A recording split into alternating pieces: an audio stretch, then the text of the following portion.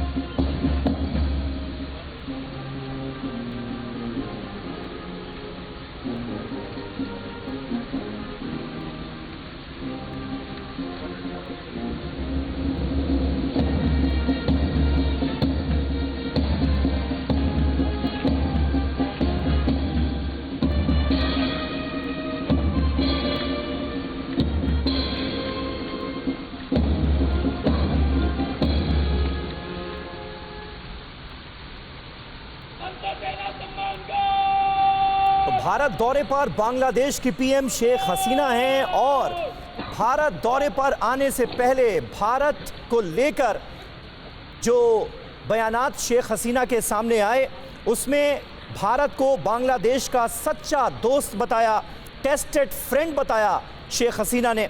और प्रधानमंत्री नरेंद्र मोदी की जमकर तारीफ की और उन्होंने साफ तौर पर यह कहा कि जब देखिए रूस और यूक्रेन के बीच भयंकर युद्ध चल रहा था, तो भारत ने जब अपने छात्रों को वहां से निकालने का काम किया, तो बांग्लादेश के छात्रों को भी सुरक्षित उनके वतन वापस पहुंचाने की कोशिश की गई। और ये दरअसल बताता है कि भारत और बांग्लादेश के बीच दोस्ती कितनी मजबूत है। तो दिल खोलकर प्रधानमंत्री नरेंद्र मोदी की भारत के रुख की तारीफ की है बांग्लादेश की पीएम शेख हसीना ने। और हमने देखा राष्ट्रपति भवन में प्रधानमंत्री नरेंद्र मोदी ने अब से थोड़ी देर पहले शेख हसीना को रिसीव किया। कई अहम मसलों पर भारत और बांग्लादेश के बीच बातचीत होनी है, द्विपक्षीय संबंधों पर चर्चा होनी है। रोहिंग्या मुसलमानों का भी एक मुद्दा, बड़ा मुद्दा है, क्योंकि अपने इंटरव्यू में शेख हसीना ने साफ तौर पर रोहिंग्या मुसलमानों को बांग्लादेश के लिए भी बोझ करार दिया है, इन्हें बड़ा बर्डन करार दिया है। और इस समस्या को सुलझाने के मद्देनज़र भी वो भारत के रोल को बहुत अहम मानती हैं। तो देखना होगा कि इस मुद्दे पर क्या कुछ निकल कर सामने आता है भारत और बांग्लादेश के बीच की बातचीत में, क्योंकि तकरीबन एक अनुमान के मुताबिक 11 लाख रोहिंग्या मुसलमान बांग्लादेश में शरण लिए हुए हैं, जो कि बांग्लादेश के लिए भी एक बड़ी मुसीबत है। कुछ रोहिंग्या हिंदुस्तान के अंदर भी मौजूद हैं और बांग्लादेशी घुसपैठियों को यहां से वापस डिपोर्ट करने की बातें भी लगातार उठती रहती हैं। ऐसे में बांग्लादेशी पीएम शेख हसीना के साथ जो द्विपक्षीय संबंधों पर बातचीत होने वाली है, उसमें ये मुद्दे किस तरह से उठेंगे, ये भी देखने वाली बात होगी।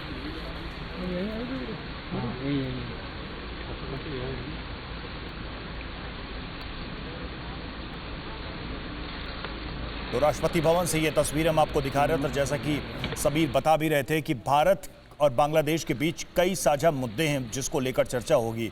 और रोहिंग्या का विषय, जिस पर दो टूक शेख हसीना ने पहले ही कहा था अपने इंटरव्यू में कि रोहिंग्या बांग्लादेश के लिए बोझ की तरह है और हमारे लिए एक समस्या है। भारत जैसे देश जो कि काफ़ी बड़ा है, वहाँ पर शरण उनको जगह दी जा सकती है, लेकिन क्या भारत के जो राजनीतिक हालात हैं और रोहिंग्या का जो विषय है उसको लेकर वो अपनी चिंताएं जाहिर करेंगी? भारत की अपनी जो चिंताएं, क्या वो भी इस पर बातचीत करेंगी? ये प्रश्न ज़रूर है इस वक्त चर्चा में। फिलहाल आप देखिए प्रधानमंत्री नरेंद्र मोदी वहाँ पर मौजूद और जितने भी गणमान्य वहाँ पर हैं उनसे उनका परिचय कराते हुए, उनको इंट्रोड्यूस करते हुए, जिसमें सरकार के वरिष्ठ मंत्री भी हैं, अधिकारी भी मौजूद हैं, सेना के अधिकारी तमाम मौजूद हैं।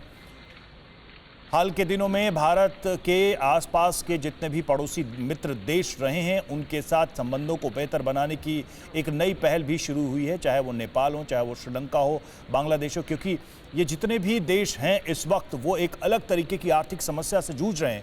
ऐसे में भारत उनके लिए एक बड़ी उम्मीद भी है, क्योंकि अभी हमने देखा कि कुछ दिन पहले ही भारत दुनिया की 5वीं बड़ी अर्थव्यवस्था बना है, जिसने ब्रिटेन को पछाड़ा है। लेकिन ठीक इसके उलट भारत में जहां आर्थिक वृद्धि देखी जा रही है, वहीं दूसरी तरफ श्रीलंका में ज़बरदस्त इकोनॉमिक क्राइसिस है, लोग सड़कों पर उतरे। यही हाल बांग्लादेश का भी रहा। हमने देखा किस तरीके से बांग्लादेश में हाल के दिनों में महंगाई के खिलाफ विरोध प्रदर्शन हुआ और वहाँ की सरकार के लिए एक चुनौती है कि तरक्की को और साथ ही आर्थिक इकोनॉमिक ग्रोथ को कैसे बरकरार रखा जाए। ऐसे में भारत जैसे देश से अपने जितने भी पड़ोसी देश हैं इंक्लूडिंग बांग्लादेश, उनको काफ़ी उम्मीदें हैं। फिलहाल देखिए जो बांग्लादेश का डेलीगेशन है उनसे मिलते हुए प्रधानमंत्री नरेंद्र मोदी, तो ये औपचारिकता समाप्त हुई और उसके बाद अब देखिए क्या शेख हसीना बयान जारी करेंगी, क्योंकि मीडिया को भी इंतजार है कि उनकी तरफ से क्या कहा जाता है। फिलहाल हमें सुनना होगा। Well, India is our dear friend.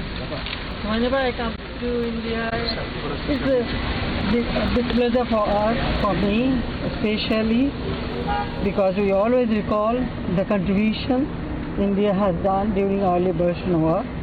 So we have friendly relationship and we are cooperating with each other. So our main focus is to develop our people's condition, poverty alleviation, economic emancipation. So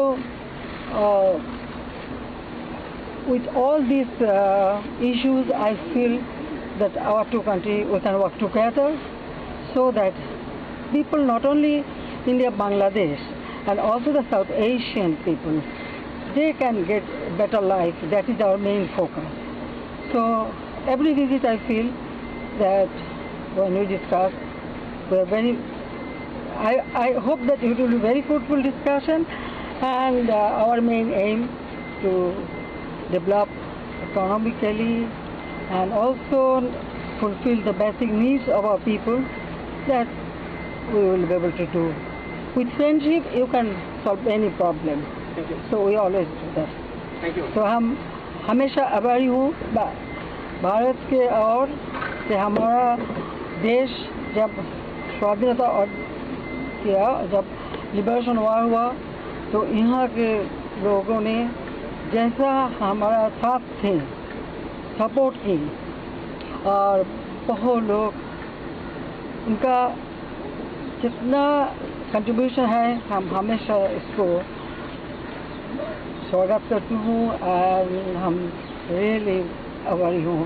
तो मेरे ओर से भारतवासी को हमारा शुभेच्छा, स्वागतम thank you madam. আমি একটু চেষ্টা করলাম হিন্দিতে বলতে, 6 বছর ছিলাম এখানে, একটু একটু শিখেছি, তো সেখান থেকে একটু বললাম যে আমার তরফ থেকে আমি ভারতবাসীকে আমার শুভেচ্ছা জানাচ্ছি, শুভকামনা জানাচ্ছি। আর সেই সাথে সাথে 71 সালে ভারতবাসী যেভাবে আমাদের পাশে দাঁড়িয়েছিল এবং সব ক্ষেত্রে আমরা তাদের সহযোগিতা পেয়েছি, সেজন্য সবাইকে আন্তরিক ধন্যবাদ জানাচ্ছি বাংলাদেশের পক্ষ থেকে, বাংলাদেশের জনগণের পক্ষ থেকে, আমার পক্ষ থেকে, আমার পরিবারের পক্ষ থেকে সবাইকে অনেক অনেক ধন্যবাদ, শুভেচ্ছা। तो ये देखिए बांग्लादेशी पीएम शेख हसीना को आप सुन रहे थे और उन्होंने भारत का जो योगदान रहा है, बांग्लादेश को लेकर जो भारत की सोच रही है, जो भारत का रुख रहा है, उसकी दिल खोलकर तारीफ की और वक्त वक्त पर भारत ने बांग्लादेश की किस तरह से मदद की है उसका जिक्र करते हुए शेख हसीना ने कहा कि वो हमेशा भारत की आभारी रहेंगी क्योंकि भारत ने हमेशा बांग्लादेश का साथ दिया है। इसके अलावा शेख हसीना की तरफ से उम्मीद ये जताई गई है कि भारत और बांग्लादेश के बीच जितने भी द्विपक्षीय मुद्दे हैं उन पर चर्चा होगी और उस चर्चा में बहुत कुछ सकारात्मक निकल कर आएगा, ये वो उम्मीद करती हैं। भारत बांग्लादेश के जो रिश्ते हैं वो नए मकाम पर पहुंचेंगे, ये वो उम्मीद करती हैं। तो तस्वीरें हम देख रहे हैं और थोड़ी देर पहले उन्होंने मीडिया से बात भी की और देखिए बहुत दिलचस्प कि उन्होंने 3 भाषाओं में अपनी बात रखी। समीर, पहले उन्होंने अंग्रेजी में अपनी बात रखी, फिर हिंदी में प्रयास किया और उसके बाद फिर उन्होंने बांग्ला में भी अपनी बात रखी। और एक और जो एकदम शुरुआत में तस्वीर आई थी कि दोनों देशों के राष्ट्रगान के धुन बजाए गए थे। देखिए अमार सोनार बांग्ला और जनगण मन ये दोनों बंगाली में हैं और दोनों के रचयिता रविंद्रनाथ टैगोर हैं। तो ये अपने आप में एक बड़ा कह सकते हैं कि सिंबल है कि दोनों देशों की भावनाएं कैसे जुड़ी रही हैं, क्योंकि दोनों देशों के राष्ट्रगान के रचयिता भी एक ही थे और एक ही भाषा में उसे रचा गया, स्वीकार किया गया। फिलहाल ये तस्वीरें आप देखिए। अब यहाँ से आगे बढ़ते हुए शेख हसीना और प्रधानमंत्री नरेंद्र मोदी उनको यहाँ से विदा करते हुए आगे की यात्रा के लिए, जैसा कि समीर कह भी रहे थे कि कई सारे विषय हैं। उन्होंने खुद कहा कि भारत का बड़ा योगदान है गरीबी हटाने के लिए, भारत बांग्लादेश साथ रहेंगे। बांग्लादेश की एक बड़ी समस्या इस वक्त आर्थिक संकट है और ऐसे में वो भारत को बड़ी उम्मीद भरी निगाहों से देख रहा है।